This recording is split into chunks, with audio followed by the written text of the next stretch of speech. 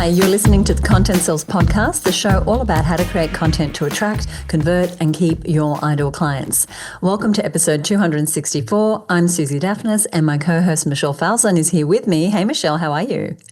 Hey, Suzi, I'm doing really well. As we record this, though, it has been a huge week. I'm preparing to head to the US the day after tomorrow for nearly 3 weeks to attend a mastermind that I'm part of. I know you travel to the US and other parts of the world for your mastermind as well. And I'm also going to celebrate a friend's milestone birthday, which is going to be fun.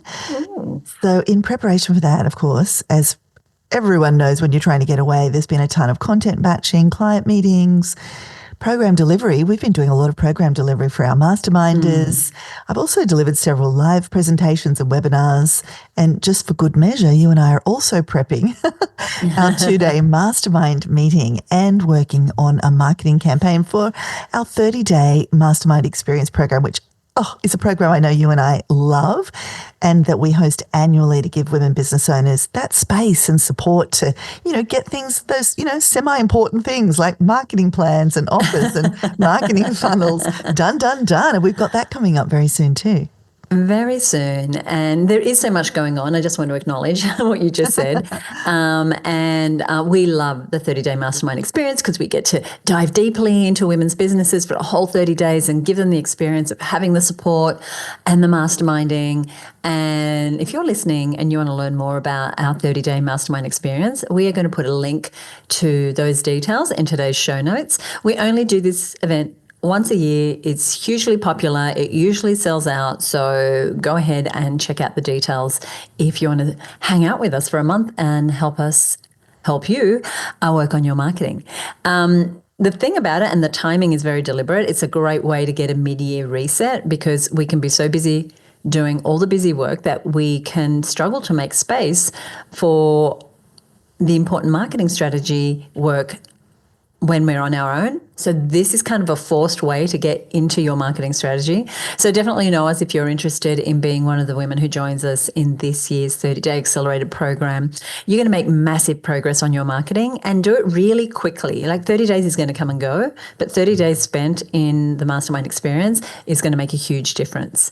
And you can get a link to the application form in today's show notes. I'll give you a link a little later on where you can find those. But for now, Michelle, what are we talking about today? Well, Suzi, we're talking about how to shift from doing it all in your content marketing to really being the leader, leading a highly effective and profitable marketing machine. And we're kind of suggesting today that you can do that by making a shift in what you're doing. And that shift is really about becoming the content CEO in your business. And if you've ever found yourself thinking, oh gosh, I know I need to be more consistent with my content and my marketing, but I'm just so busy running the business and stuck in the weeds, I just can't seem to get traction. Or maybe you're someone who's writing emails at midnight. Hey, I've been there, designing social posts in Canva in between client calls. You're doing the full-on juggle. Or maybe you're even editing your own podcast or uploading files to YouTube and all of these things, and you're just feeling like you're falling further and further and behind. Well, if you can relate to any of that, Suzi and I have made this episode for you. It absolutely is for you because we see this challenge that Michelle's referring to all the time. Amazing women in business with so much to offer who are also the chief cook and bottle washer, as the saying goes, when it comes to content and marketing. And in many ways, you are your marketing department, and that department is often running on fumes. So if that's you, today's episode is going to give you a new way of thinking and operating.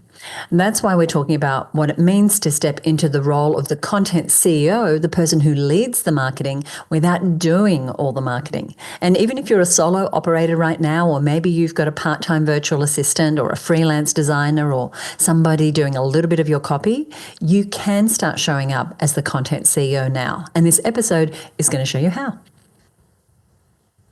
Absolutely. And if you are someone who's already got a small team or you're on the cusp of making your first hire to help with your marketing, this is also going to be a really useful episode. We're going to talk about how to get the right people in place and how to lead them in a way that actually frees you up, because sometimes hiring people doesn't free us up, and there can be a trick to that. And also so we can get better results, because it isn't just about getting help. And we can sometimes think, oh, I just need to get some help. That's the phrase that goes through our heads. It's about getting the right help and becoming, at the same time, the leader your content marketing actually needs.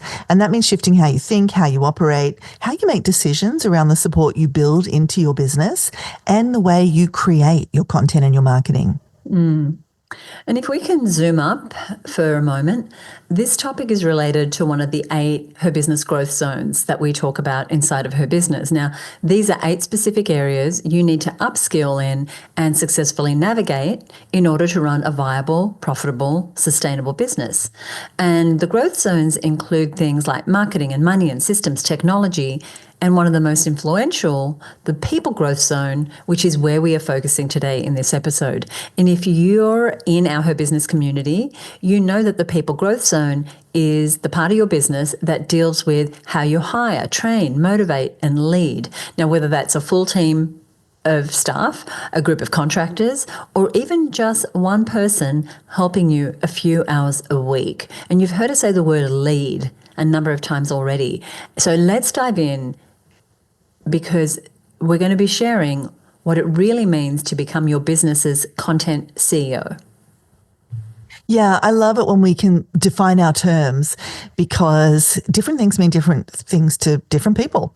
And so, yeah, I agree. Let's start by talking about what we actually mean by content CEO, because we're not saying you need a fancy title or that you need a huge team. What we're really defining here is a mindset and a method, an approach. In any business, think about the role of the CEO.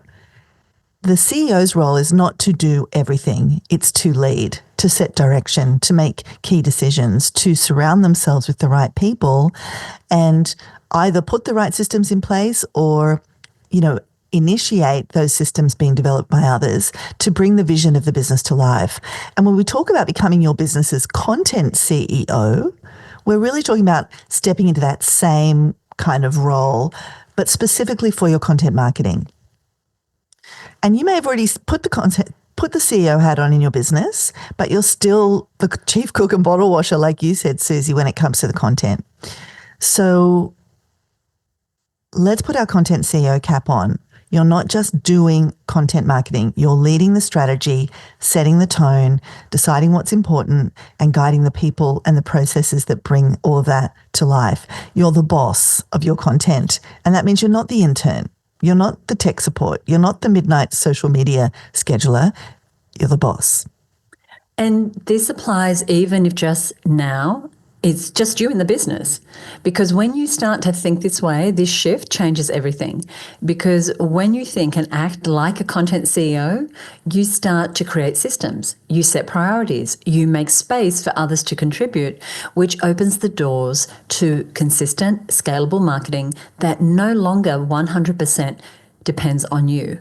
And let's talk about why this matters. If you are still doing everything in your marketing, one, you're not alone. We've also been there. And the truth is, it's often the natural starting point. But what gets you started won't get you to the next level of consistency, visibility, and ultimately growth. And we know visibility, success comes from that consistency. And marketing is the engine that drives your business forward. And as we know, it can be a hungry beast, especially when it comes to content. So if that engine is powered entirely by you, by your time, your energy, your late nights, that's just not sustainable. And it's certainly not scalable.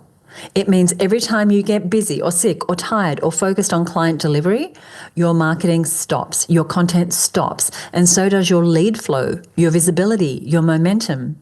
And ultimately, your income and your earning potential suffer, and you are not making the impact that you hope for.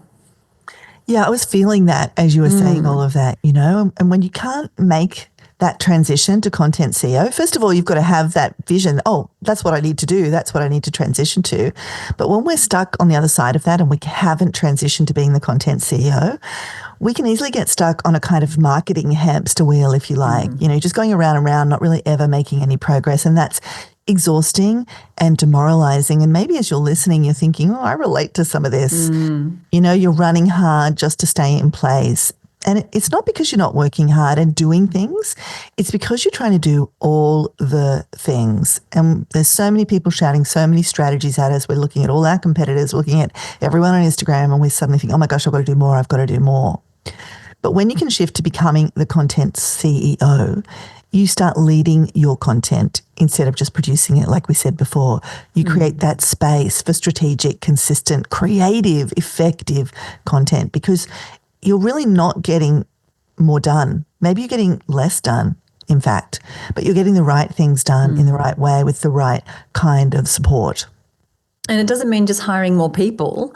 Sometimes it means making better use of the people you already have. Sometimes it means finally letting go of that one task you know someone else could do if you just gave them a system, or getting rid of it entirely, that task, because you can see it's really not serving your strategic objectives. And sometimes it means recognizing that you are the bottleneck and deciding to step into leadership, even if you're still a business of one, is what we're talking about here. So whether you are flying solo, you've got a small team, or you've already got a sizable team, or you're about to hire your first marketing assistant or VA, it's time to start stepping into that content CEO role today. All right, pep talk. We are pepping you up. We want to psych you up for this. So if you are thinking, hey, yes, Suzi, yes, Michelle, I know it's time to make the shift to content CEO. Yes, I really do want to stop doing it all myself. Or yes, I'm ready to make better use of the people I already have. The question then becomes, well, what does that actually look like? We've sort of painted a bit of a sense of why it matters, big motherhood kind of statement about what it looks like. But what are the practical shifts that you might need to make in how you think, how you work, how you lead, so that you can stop being buried in the content, that you can get off that hamster wheel and start really leading in a strategic way. And we found we really thought about it. We found there were 3 key shifts that we thought would be really useful for you to hear today. And we see these as the shifts that we've had to make. And for me, I think I'm continually coming back to them and remaking them. And it's also the shifts we see women make that we work with when they kind of crack the code, when they start to get more traction, when they get off that hamster wheel. And it's this kind of move from this overwhelmed implementer to a confident, strategic content CEO. And these are the shifts you can start making today, like we've been saying, no matter what stage of business you're in. And as Michelle said, we've kept it super streamlined, and there are 3 shifts, and these shifts are so powerful. And so I want to start with shift number 1, which is going from creator to chief. Now, this first shift is all about moving from being the creator of everything to being the chief of content. Now, this is the shift from what do I need to make this week to what's the strategy and messaging we're driving this quarter, and what content supports that. So let's say you're a solo operator. You're still creating most of your content yourself. This doesn't mean you stop doing that. It might be the stage of business you're at, so that's fine. But it does mean you start approaching it differently. You turn off what's not working. And if you don't know how to tell what's not working, you start putting processes and systems in place to give you that vital strategic information so that you can start thinking and behaving like a strategic CEO instead of an implementer. And you double down on what's working and you prioritize those activities above all others. You batch instead of scrambling. You build out a 12-month goal and vision to guide you. And then you put in place a 90-day plan to stay focused on what you need to do now to arrive at your destination, instead of working week to week on an ad hoc style as it relates to your content, and a style that's not connected to a specific outcome or goal. And you shift from creating content that attracts leads without any real plan for what happens to them next, which we see a lot of, and it leaves you having to then figure out what to do with them before they go cold, to thinking about this differently, first looking at the offer you want to sell them, and then looking at the content and specific steps that someone needs to take to go from a lead to a sale for that specific offer. You stop trying to be all the things to everyone, and you get serious about your ideal client and taking only them on this deep and compelling way. I love that. I love that. And I'm just going to, every now and then we kind of invite listeners to just rewind and re-listen to the last 30 seconds. And Suzi, you just went bang, bang, bang, bang, bang, and I think if you stopped listening now and you just went, I'm just going to go do that in my business, you'd be a really long way to being this more strategic content CEO. And if you do already have a team, so Suzi, you were talking there about like, even if you're doing all of this yourself, these are the moves you can make to shift from creator to chief. And if you already have a team, what does that shift look like? How might that be a little different? Right. Or you're starting to hire that first or second helper, like a VA for a few hours a week. This shift can also look like writing the brief instead of writing the whole email. So instead of being the person that's up at midnight writing the email or the email sequence, you're deciding where that email sequence fits, what the direction and themes of that are, and then writing the brief for somebody else to write out the whole sequence. It's deciding on the content plan, approving the podcast outline, reviewing the landing page instead of building it all from scratch. Yes. Makes me excited. And even if you like being hands-on, which I know some of us have some things that we like being hands-on with, you don't have to give that up completely. You just have to stop making it your default mode. But I will say there is a time to be less hands-on. For example, there's going to be a time in your business where you really need to give up creating your own Canva images, even if you love it, my friends, because you need to think about what it's costing you to do it. There's an opportunity cost there. Someone else can likely do it faster, better, and free up your time so that you can come up with the next idea that gets you the 10 new clients instead. This is all part of creating a marketing machine that you are the strategic visionary creator of versus being one of the cogs in the wheels. Oh, I love that. Strategic visionary creator. Yes. So that's the first shift you need to start making, seeing yourself as the chief instead of the creator and doer of everything. And I want to explore the second shift, this idea of moving from doing it all to being a content CEO that is leading that strategic visionary marketing machine. And this second shift we've called from tasks to templates.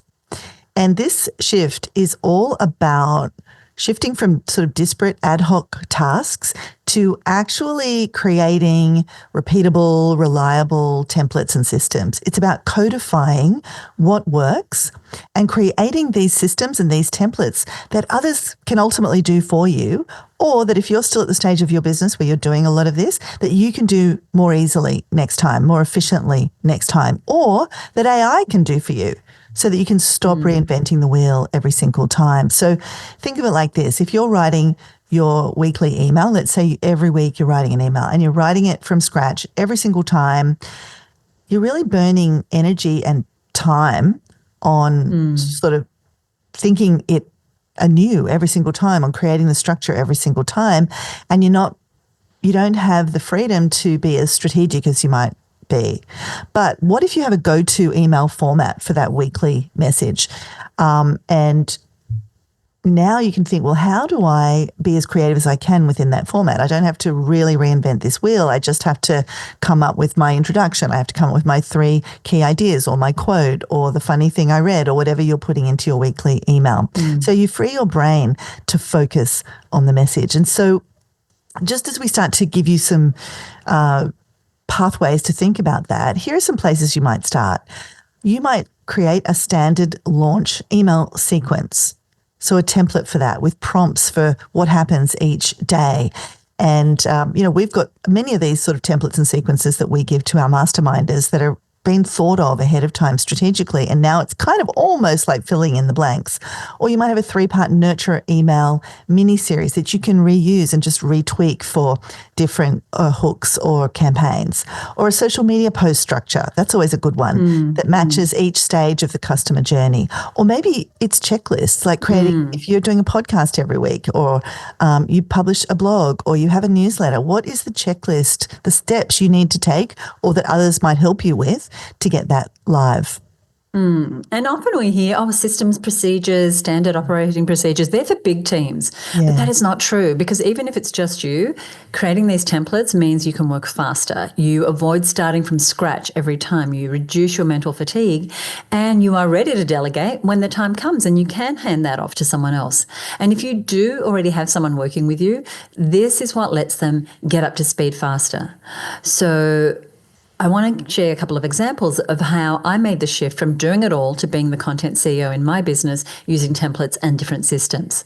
So, Michelle, you mentioned a couple that are very similar to what I'm about to say. So we have a system for how we collect the information for our featured member blog posts. So every week we feature one of our Her Business Network members. And this is a form. So part of the system is a form that the client fills out. Then we have the system of how that is reviewed, drafted, how the images are created, and who posts it to the website, for example, and what the SEO is for all that. But that is all a system that the team follows every week. Now, yes, I have a team of people. So one person that touches that task is in customer service, another is in the image and blog creation. We also have a systemized way of creating our podcast. So there is this show, for which we have systems and templates that Michelle and I work with. And there's also the Her Business podcast, which is for women who want to grow a business in a strategic way without overwhelm or exhaustion. And so from the way we decide if the episode is just me or if there's a guest, to if there is a guest, what information we need from them and how we come up with the questions, to the writing of the show notes, to the naming of the audio files, my task is to strategize what the next, 4-6 episodes are going to be. And those topics are related to a bigger strategic objective. My task is then to do the interview. The rest is systemized and leveraged, and I can step out of the way while the team takes care of the podcast production, marketing, and publishing. We also have a systemized way, to Michelle's point, that we do our social posts for each episode. How many posts, what type they are, if they're a carousel, how many images in the carousel, and even our reels. Now, I get to brief the content, and then I hand it over. And gosh, we have so many templates for other content we create. Like we create a lot of events and webinars. And so whether it's the content for our quarterly business strategy meetings and the worksheets and resources that we provide people, I don't have to brief them in every time. There is a style, a guide, a template for that. So I get to set the big picture of what the outcome is. And I might write a little bit, but there are templates and systems for taking my big picture kind of thinking and actually turning it into a something that becomes a resource for our clients, or that becomes an event that I would then speak. And Suzi, I've said this before and I'll say it again. I love your systemized brain and the way you notice a system. It's like, we're doing this every week. Let's create a checklist for that.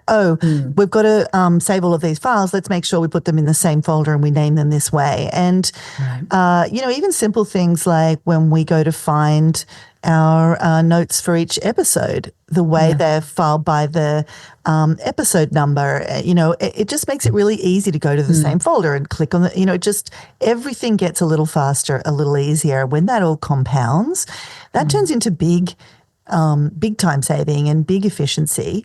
But what I also love about what you said is you do all the strategic thinking. And you embed that into the templates, into the systems, so that it's not just willy-nilly team running around doing it 10 different ways, 10 different times. They're doing it the same way every time, and that's the way you spent some time thinking about it and really making it as effective as possible. And I was even thinking about the downloads for this show. We have a template for that. Yes. A design template. So it's always got the right information in it, the right sort of global information that we want people to see. And we recently updated our branding for the show. And so the templates all got updated one time. You briefed it in. The team did it. Now every template moving forward has the new branding and all the right pieces in all the right places. And we just provide the content that sits in the middle. And, I think somebody might be listening going, oh my gosh, that sounds like a lot. But we find our way into it. Like just pick something and systemize it. Just create the most simple possible checklist or a template that's just a Google Doc. It's not a fancy template. It's just you put the 5 things in and then you fill in the blanks. Just start humbly, simply with what the thing is that right now might be taking the most time. And then over time, if you keep thinking that way, you end up being a superstar like Suzi with great systems all through your business. And, you know, the other thing, Suzi, that I think you've been really great at and that I think naturally happens when we do this, when we shift to templates, is that this is how we protect our brand voice and our standards as our business grows. And it's how we can scale without becoming generic, you know, without just kind of catering to the lowest common denominator. So thank you for sharing all of that. I always love hearing about your systems and your templates. So that's shift number 2, from tasks to templates. And before we move into the third shift, we want to hit the pause button for a second and talk about something that comes up for a lot of women when we mention handing off content to somebody else. It's that feeling that can come up, but no one can do it like me. Or, but by the time I explain it, I could have just done it myself. Or I did this last time and it was terrible and I had to redo it again anyway, but I had to pay somebody else for the privilege. And this is such a self-employed person trap. It is not how business owners that grow sustainable businesses think. It is, I am the chief cook and bottle washer and I'm the smartest person in the room and no one can do it like me. And the one that you said, by the time I explained it, I could have just done it myself. I really want you to untrain yourself from that if that is your thinking, because you will be doing it yourself every single time if you don't explain it, if you don't systemize it, if you don't put it into a template.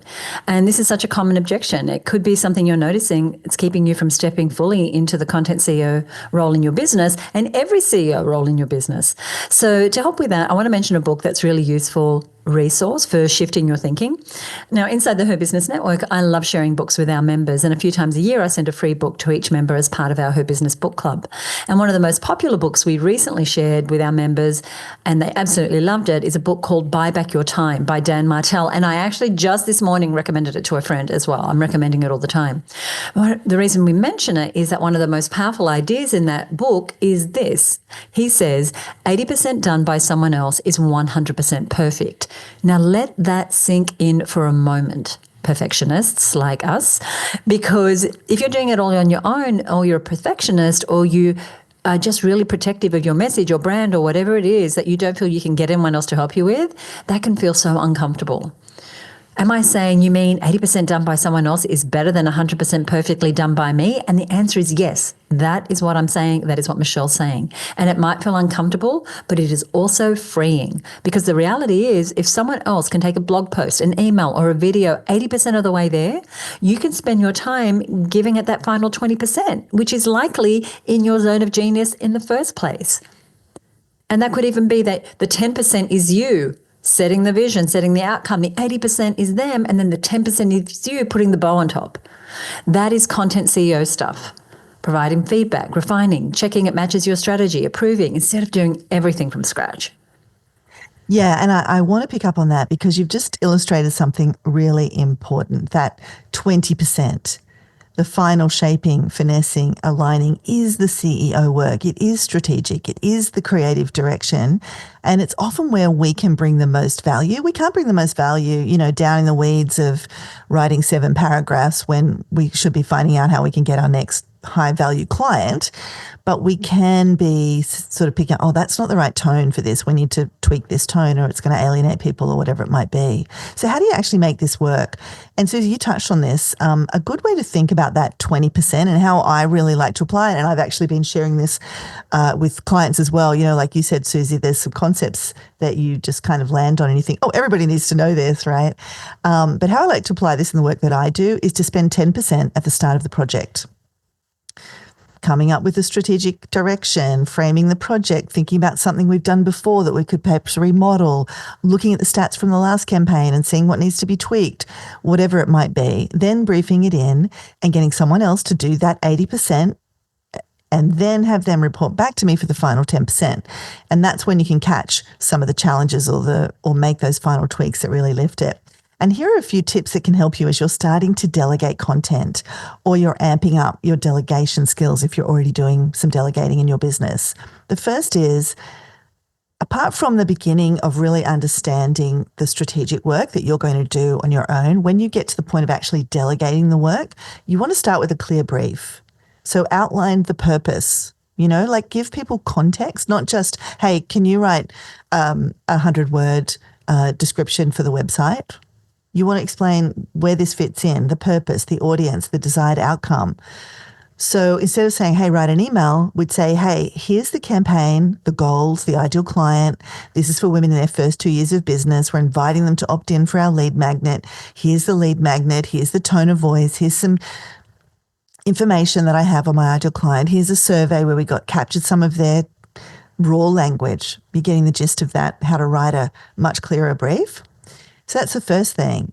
The next is you want to use templates and swipe files. So again, harking back to our earlier point, give your writer or VA a proven structure, maybe a past email that worked or a template that you have.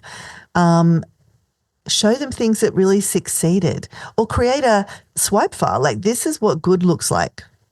And it might be your own content, but it might be somebody else's content out there. And then once they're actually doing the work and they're coming back to you, you're going to maybe check in with them partway through or for your final 10%. You want to review with a coaching mindset instead of a correction mindset. And I do think this is a subtle shift, Suzi, to the content CEO, like really up-leveling how you manage and support and empower your team. So instead of looking at that email going, this is CRAP, I'm just going to rewrite it myself, which how disempowering is that for the person that wrote it? Instead, give structured feedback like, oh, I like this opening.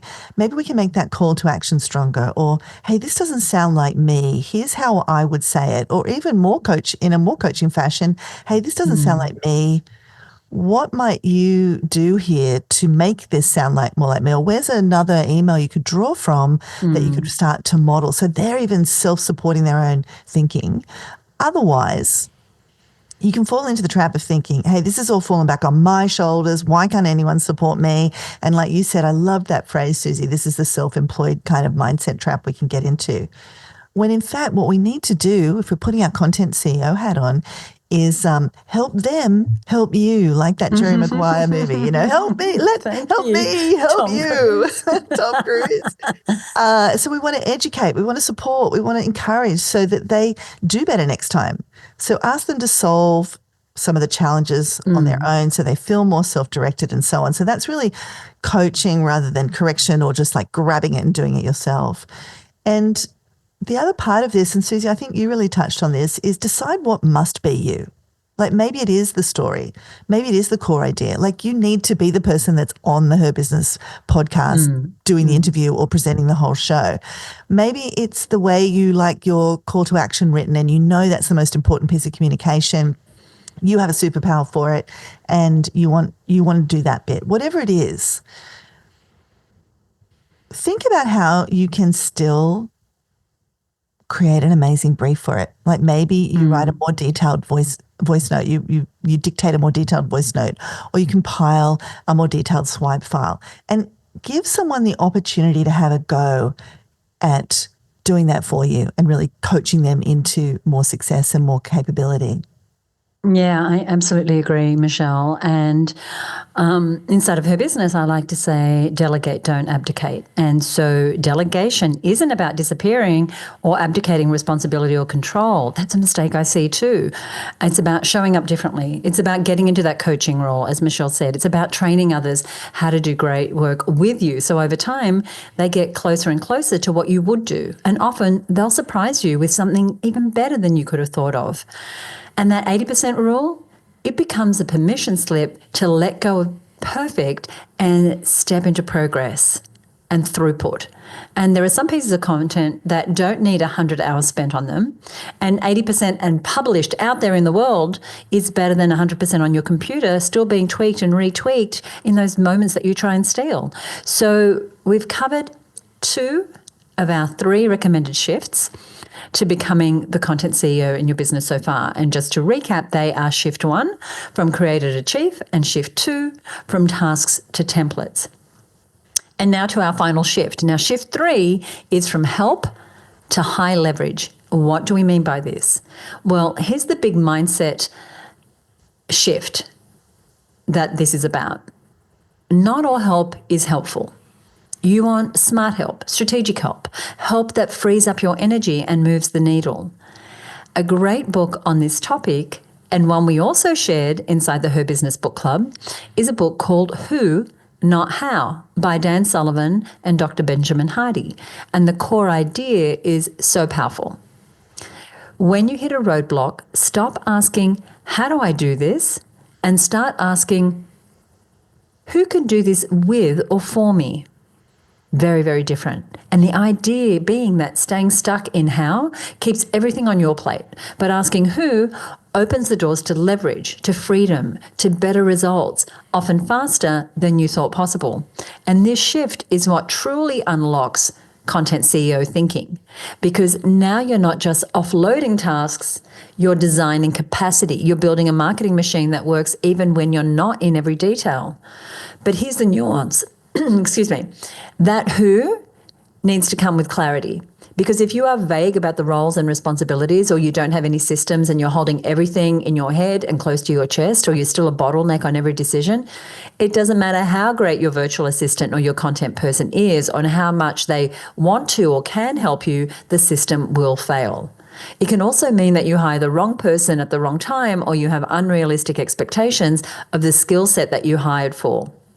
So, to help you avoid some of those mistakes, here are 3 high leverage roles we often recommend starting with, even if you're on a small budget. And the first is a content writer. Now, initially, this could be someone who takes content that you create, maybe a rough outline, a voice memo, a transcript, and turns it into finished, publish-ready pieces. They are not necessarily responsible for creating from scratch, but they can assemble, polish, publish. And some of the tasks they might do is turning your outline, I'm just going to clear my throat, excuse me, turning your outline into an email sequence, or writing a blog post based on your talking points, or translating an email you've written into a LinkedIn post, or even a video script, or repurposing an email sequence for a different event or date, and just some simple copywriting tasks. Now, why would you want this role? Because many content bottlenecks are created by a lack of finishing tasks, not starting them. Can you relate? It can be easy to start a dozen projects, and many business owners have a great idea, make a few notes, but then don't ever find that time to get the social post or the email finished. So it never gets sent, and you end up with a stack of voice memos or notes on your phone or half-written emails that never see the light of day. Anyone have one of those lead magnets that sort of in progress, but not out there generating leads? Or you get stuck doing lots of pretty straightforward content, repurposing that someone else could easily do. Now, the content writer can be a great first or early hire as long as they have the skills in the areas that you need them to have. So just be mindful that one person is not going to likely be an expert at copywriting and video editing and designing visuals in Canva. So do avoid falling into the trap that there's this unicorn out there that you can get for $10 an hour to solve every content problem that you have. It is rare to find someone who can help you with content writing and also fix the bug on your website, which is why we recommend finding someone who is focused on writing the content jobs that you don't need to be writing. Yeah. Oh, my gosh. Yes. 100 times yes. And of course, as you grow, or maybe when a piece of content is really important, like a launch email sequence or a sales page for something new that you're doing, you might hire a more experienced and specialized copywriter just to make that distinction. I think I agree 1,000%. The content writer, that capable person who can do a lot of the repurposing and the simple content jobs and, take the ball down the field for you with things that you kind of help them with. I think that is the place to start. And then you might say, well, look, I also need a specialized conversion copywriter who's really good at writing sales pages to help me because my sales page isn't getting any results. And in that case, you're likely not doing much of the initial content creation. Instead, you're going back to that brief idea. You're giving them your ideal client, the offer, the voice, the core messaging, and letting that sort of more senior copywriting expert bring your content and your offer to life. And, you might brief them to write a full email sequence, a landing page, a lead magnet, and that can be incredibly high leverage because you're just kind of saying, here's what I want. They're giving you a quote and then they are off and doing it. And that's kind of a different sort of hire. And there are a number of things to take into account when hiring a a copywriter, like a conversion copywriter, a senior copywriter. It can be a bit more of an investment. And we've actually got a great content sales episode that will help you with that if you want to dig in further, if that's the sort of stage you're at.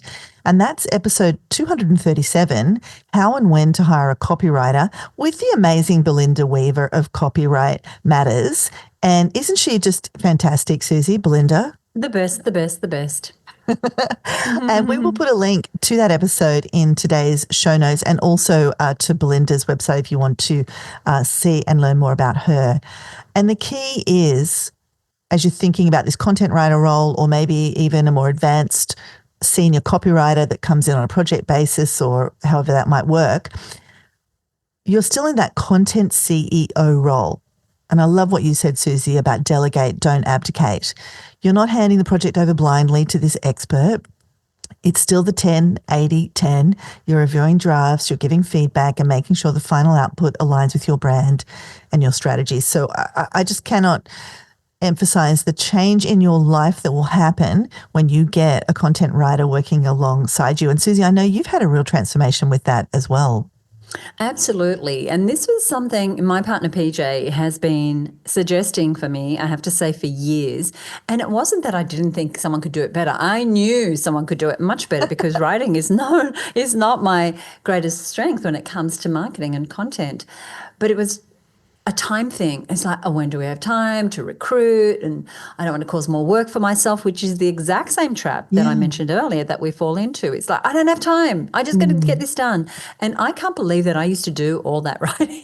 Now when I see the amount of output and the beautiful writing, and talk about finding someone who can not only match your tone, and I understand it, but enhance it and get into your brain and know what you're thinking. It's totally transformed things. I don't know how I did it without her, really. It's just mind-blowing. And what we're able to create is, it's more efficient. We're getting more content out there. We're reshaping our language and our messaging at a time where that is, one of my big goals. And it's life-changing. Oh, I love it. You put your content CEO hat on, Suzi. and I love that you're modeling for us that we keep doing this. Like, we keep doing it in different parts of our business. It's not a one and done. It's a stance. It's an attitude. It's a way of thinking about everything in our business. Just keep putting that hat back on, and there'll be corners of our business where it's slipped right off, and we are chief cook and bottle washer. So content writer, first role to really think about, or one of the three roles that you might want to think about hiring early on to support you to be that content CEO. Another great role to look at hiring for, whether part-time or on a contract basis, is a tech support person.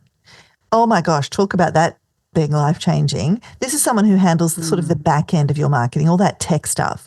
And I'm not someone who's particularly good at tech. I know enough to be dangerous, but some of us are great at tech, and it can be a time suck for you and not the best use of your energy. If you are good at tech, and I see this a lot, it's stopping you from actually, you're so busy plugging that lead magnet into all the automation that you haven't invested enough time in driving traffic to that lead magnet and doing the things that are really going to move the needle in getting the leads that you want, which is the ultimate outcome for all that work around your lead magnet, for example. And so it can be a time suck for you, not that best use of your energy. And it does include things like handling integrations and getting different bits of software to talk to each other, email setups, testing things. Oh my gosh, so much time in testing. Basic automations, uploading content to landing pages, downloading content, all the things. So specific tasks that this tech support person might do for you could be to set up your email campaigns in whatever tool that you use, whether it's ActiveCampaign or MailChimp or Keep or High Level or wherever you might have that information stored. It's connecting your lead magnet to the opt-in form, or troubleshooting broken links, or setting up automations for you. So when somebody opts in, these 5 things happen automatically after that. Uploading your webinar replay after a webinar, updating your funnel, maintaining your website backend if you've got updates and links are broken and things like that, handling CEO, so many things. And, why do we think this is a good role for you to look at? Well, I think many business owners hit a wall when the tech becomes a bottleneck. Like you write the email, but you get stuck broadcasting it to your list. So you've written this beautiful email, but then you can't figure out how to get it to the list, or you send it accidentally to the people you shouldn't be sending it to, and so on. Maybe you want to offer a lead magnet to your audience to get more leads, but you don't know how to collect those email addresses, or you want to run a more complex, nuanced campaign with more moving parts. You've learnt this great strategy, but you struggle with all the tagging and the automation and all that goes with it. Or you get good at pushing all the knobs and dials and you get sucked into spending way too much time on tech tasks. I love it.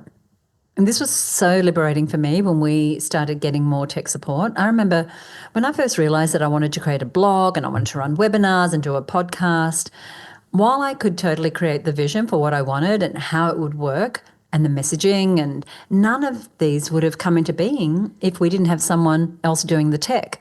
And like you, Michelle, I don't even say that I know enough to be dangerous. I know what I want the tech to do, but once I start fiddling with things, I just break things. So we have a role on our team, someone who takes care of all our email sequences and our CRM, all the automation. Such a big role for us because we do a lot of email marketing. I don't even go into our program. I can't use the blooming thing, and that is a good thing for everyone on my team. But that's the same with the podcasts. Like we hand off the audio files and someone else produces that, and it all comes out looking beautiful. But if I had to do it, there is no way. And I don't want to, because I'm definitely not the best person for it. And I know myself well enough, and I wear the CEO, content CEO hat well enough that I wouldn't even try that. Another great role to consider hiring, to buy back your time, using Dan Martell's book name, and to make the shift to content CEO is that of a marketing assistant. Now, what does this mean? Now, this person can be a real game changer for you, getting you out of the weeds, and they often become the glue that holds your content marketing together. And they don't just do a number of tasks for you, they also track them. They hold deadlines, they brief contractors, they make sure the marketing plan actually happens on time. They're someone who, depending on budget and experience, it could be a VA with strong admin skills, or it could be a dedicated marketing project manager if you're at the stage of business where you can afford and need that. But what they might do is they might keep the content calendar updated, what's coming out when, and how. They could assign tasks in Trello or ClickUp or whatever project management tool that you use. They would schedule emails or social posts from your content on your behalf. They might follow up designers or copywriters. They might build out timelines for your promotions or for when your lead magnet gets rolled out. And they might also assist you in all the ways that you specifically need help.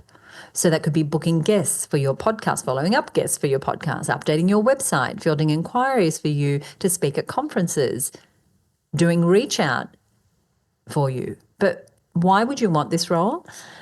Now, if you are the only one who knows what's going on in your marketing and you're trying to track dates and manage all the details, as well as being the talent, as well as trying to carve out space for the big ideas and the strategic marketing that's going to move the needle, chances are that you need a marketing assistant, either full-time or part-time, or for a specific period of time. For example, you're heading into a busy launch, you're about to release a new product or do a big, end of financial year promotion or whatever it is, you want to have them on your team.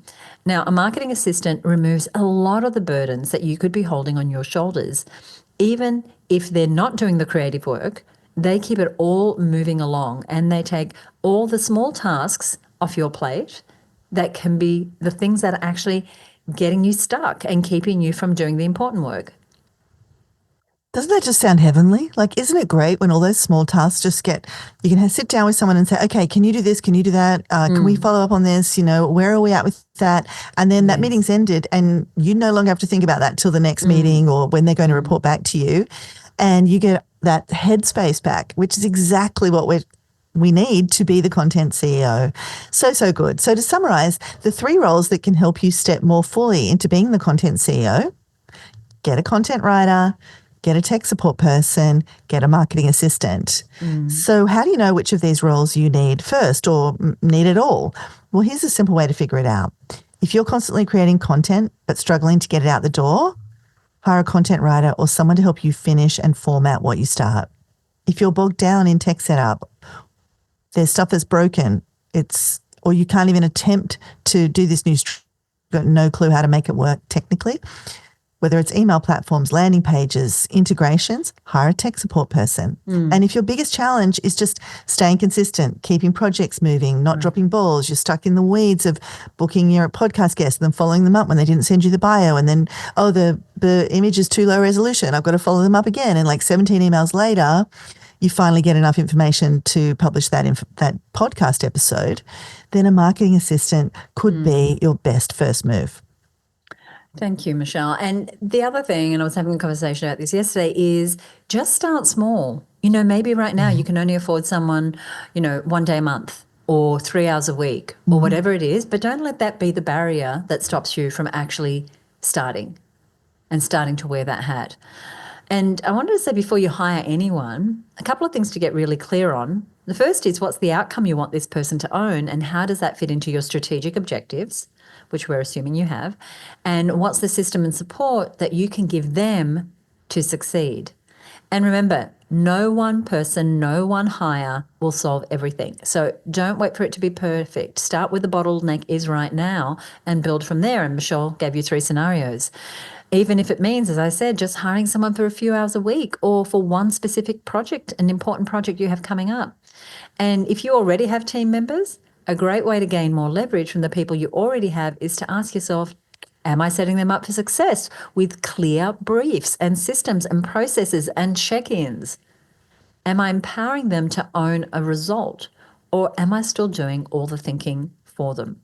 Because what I've learned, and sometimes the hard way, is that if something's not working with a team member, don't just look at the person, look at the system. This is a rule that I've lived with 30-something years around personal responsibility. We can be really quick to blame, but leave the person alone. Look at the system first.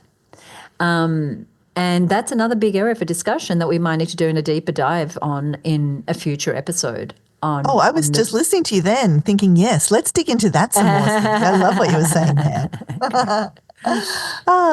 So as we start to wrap up our thoughts, stepping into the role of content CEO, it's clear that it's not about having a big team or letting go of everything overnight, but it is about making a decision, making a commitment, having the awareness that you are the person that will lead your content instead of being the person buried in it or even under it.